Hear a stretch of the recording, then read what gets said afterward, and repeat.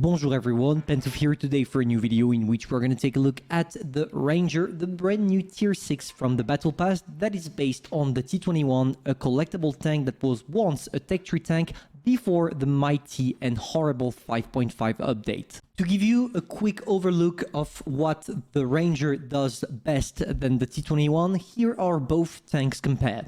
The main difference here is only the gun, because the Ranger has a little bit of a better DPM, because instead of having 1.8, it has 1.9k. And honestly, it does do a good difference on the battlefield, as well as having a better accuracy.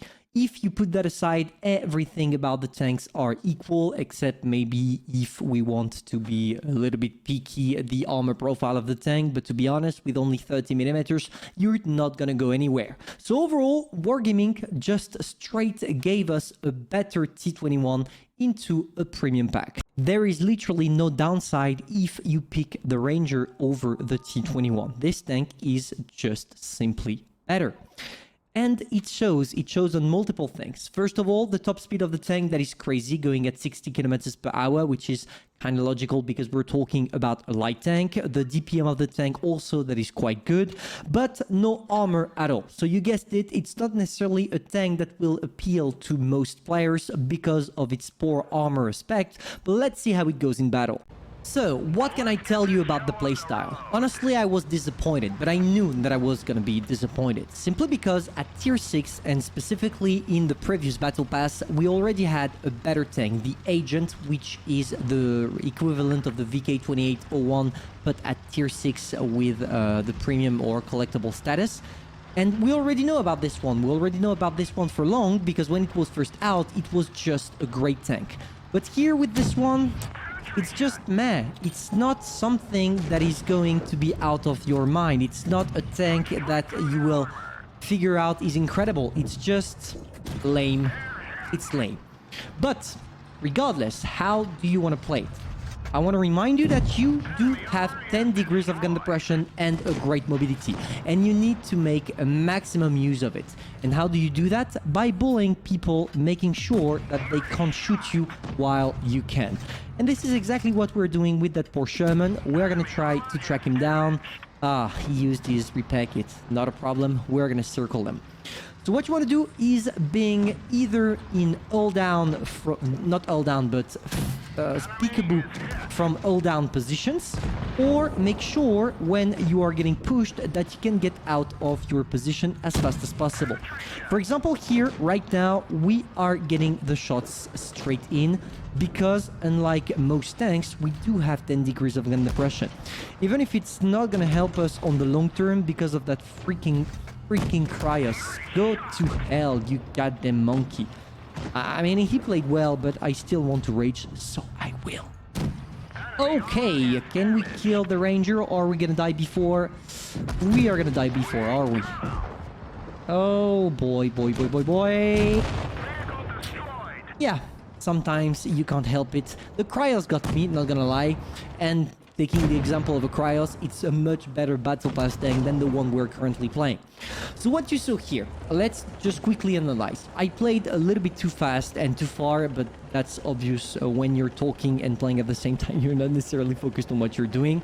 But you see that every single mistake you make, you will be punished for it. Why? Because you do not have any armor, which means that this tank is not something to rely on when you want to push. It's not something to rely on when you want to be the motivator of your team. The only thing you can rely on with this tank is its 10 degrees of gun depression and the mobility, allowing you to spot in the early minutes of the game every single opponent.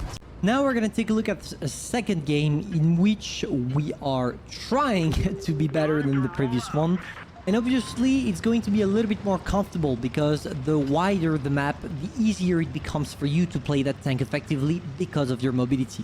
As you can see, thanks to this, you are allowed to take advanced position at the beginning of the game.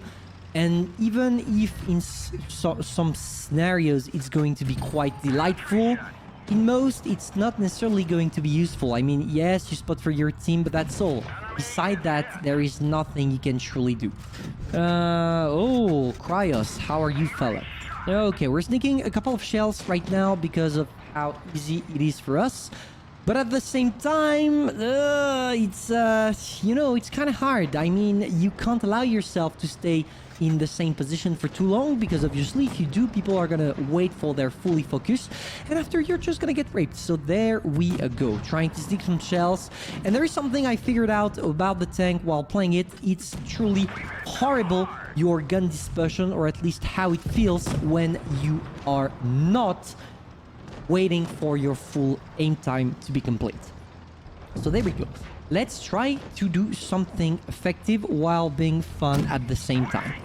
So there is this Panzer. Are we going to be able to sneak a shell? Maybe not. No, I'm just going to try to destroy that sandbag right there.